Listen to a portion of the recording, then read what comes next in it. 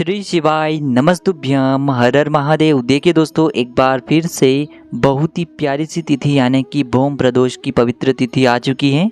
पूज्य गुरुजी कहते हैं कि जब भी भौम का प्रदोष यानी कि मंगलवार का प्रदोष हो तो हमेशा आपको गुड़ के टुकड़े वाला यह विशेष उपाय शिवलिंग में अवश्य करना है।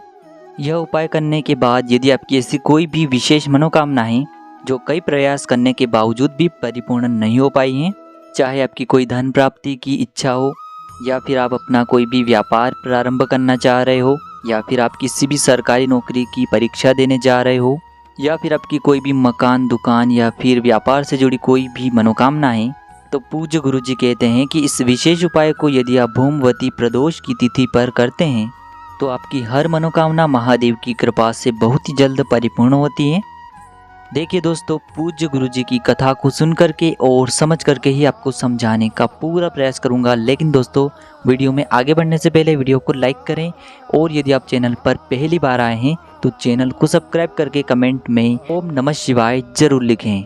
देखिए, पूज्य गुरुजी कहते हैं कि साल में बहुत ही कम ऐसे दिन होते हैं जब हमें शनिश्चरी प्रदोष का दिन मिलता है या फिर जब हमें भौमवती प्रदोष का दिन मिलता है या फिर हमें सोमवार की प्रदोष का दिन मिलता है। पूज्य गुरुजी कहते हैं कि इन विशेष वार के दिन पड़ने वाली प्रदोष हमारे कई प्रकार के संकट को दूर करती हैं। देखिए, इस वीडियो में हम पूज्य गुरुजी द्वारा बताए गए बहुत ही विशेष उपायों के बारे में जानेंगे। इनमें से जो भी उपाय आपके लिए सरल हो उसे आप कर सकते हैं। चलिए दोस्तों, बात करते हैं गुरुजी द्वारा बताए गए पहले विशेष उपाय के बारे में।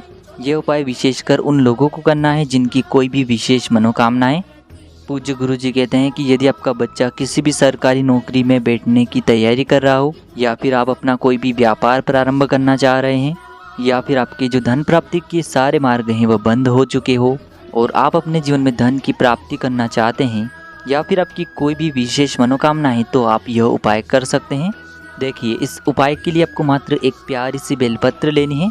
बेलपत्र को लेते समय आपको ध्यान रखना है कि यह कहीं से भी खंडित नहीं होनी चाहिए। अगर आपके पास बेलपत्र नहीं है तो आप शिवलिंग पर चढ़ी हुई बेलपत्र को पुनः शुद्ध जल से धोकर के उपयोग कर सकते हैं।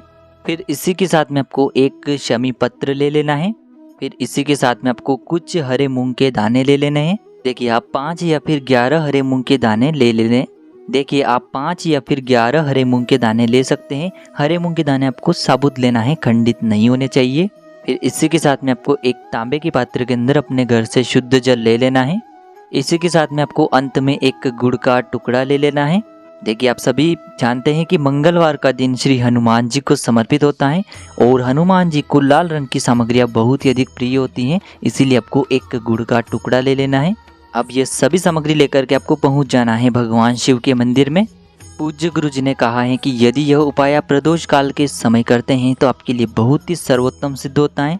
आपकी जो भी मनोकामना है बहुत ही जल्द परिपूर्ण होगी। देखिए, प्रदोष काल का समय सूर्यास्त से 45 मिनट पहले शुरू होता है और सूर्यास्त के 45 मिनट बाद तक रहता है, यानी कि यह जो 1.5 घंटे का समय होता है इसे हम प्रदोष काल कहते हैं। और इस समय साक्षात महादेव शिवलिंग में विराजमान रहते हैं। देखिए, सबसे पहले तो आपके पास जो एक बेलपत्र है इसे आपको उस जल के पात्र के अंदर डाल देना है। फिर आप जो एक शमी पत्र लेकर के आए हैं वह भी आपको उस जल के पात्र के अंदर डाल देना है। आप जितने भी हरे मूंग के दाने लेकर के आए हैं उन्हें भी आपको उस पात्र के अंदर डाल देना है। और आप जो एक अपने साथ गुड़ का टुकड़ा लेकर के आए हैं इसे भी आपको उस पात्र के अंदर डाल देना है। अब इन सभी सामग्रियों से आपका जो 1 लोटा जल है वह तैयार हो चुका है। अब इस 1 लोटे जल को आप धीरे धीरे भगवान शिव की शिवलिंग पर समर्पित कर दे और जल को समर्पित करते समय आपको लगातार शिव महापुराण के मूल मंत्र श्री शिवाय नमस्तुभ्यम इस मंत्र का जाप करते रहना है।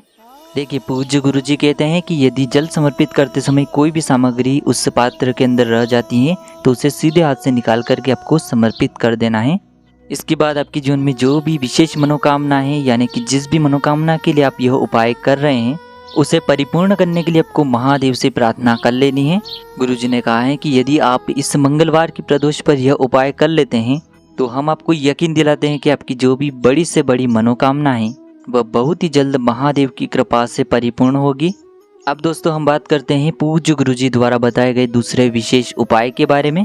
देखिए, यह उपाय आपकी किसी भी प्रकार की मनोकामना को परिपूर्ण करने के लिए बहुत ही चमत्कारी सिद्ध होने वाला है। देखिए, यह उपाय भी आप विशेषकर प्रदोष काल के समय भी कर सकते हैं या फिर सुबह से लेकर के शाम तक किसी भी समय कर सकते हैं। देखिए, जब भी आपकी कोई विशेष मनोकामना परिपूर्ण नहीं हो पा रही हो तो आपको एक बेलपत्र लेनी है। साथ में आपको एक तांबे के पात्र के अंदर शुद्ध जल ले लेना है और सिर्फ ये दोनों सामग्री लेकर के आपको पहुंच जाना है भगवान शिव के मंदिर में। देखिए, भगवान शिव के मंदिर में पहुंचने के बाद आपके पास जो एक लोटा जल है इसे धीरे धीरे आपको भगवान शिव के शिवलिंग पर समर्पित कर देना है और लगातार आपको शिव महापुराण के मूल मंत्र श्री शिवाय नमस्तुभ्यम इस मंत्र का जाप करते रहना है। फिर इसके बाद जो आप अपने साथ एक बेलपत्र लेकर के गए हैं, इस बेलपत्र को आपको एक विशेष प्रकार से शिवलिंग पर समर्पित करना है। देखिए, बेलपत्र की जो बीच वाली डंडी होती है जिससे तीनों पत्तियां जुड़ी हुई होती हैं, इस डंडी से ही आपको यह उपाय करना है। देखिए, जब भी आप यह बेलपत्र समर्पित करेंगे तो इसी डंडी को पकड़ते हुए आपको यह बेलपत्र शिवलिंग पर समर्पित करना है और आपको श्री शिवाय नमस्तुभ्यम इस मंत्र का जाप करते रहना है। पूज्य गुरुजी ने कहा है कि जब भी हम बीच वाली डंडी को पकड़ करके शिवलिंग पर इस प्रकार से बेलपत्र समर्पित कर देते हैं कि बेलपत्र को आपको किस प्रकार से समर्पित करना है, इसकी जो चिकनी साइड है शिवलिंग से स्पर्श होगी और इसकी डंडी आपको जलाधारी की ओर रखना है। इस प्रकार से आपको ये बेलपत्र समर्पित कर देनी है। तो गुरुजी ने कहा है कि हमारी जो भी विशेष मनोकामना है वह परिपूर्ण हो जाती है। पूज्य गुरुजी ने कहा है कि आपको मात्र 3 प्रदोष इस प्रकार से यह उपाय करना है, आपकी जो भी विशेष मनोकामना होगी वह परिपूर्ण अवश्य होगी। तो दोस्तों, यह थे पूज्य गुरुजी द्वारा बताए गए 2 विशेष और चमत्कारी उपाय जो कि आपको इस मंगलवार की भौमवती प्रदोष पर ही करने हैं। यदि उपाय से जुड़ा आपको किसी भी प्रकार का सवाल पूछना है तो आप हमें कमेंट में पूछ लें। उपाय को करते समय किसी भी प्रकार की गलती न करें। श्री शिवाय नमस्तुभ्यम। हर हर महादेव।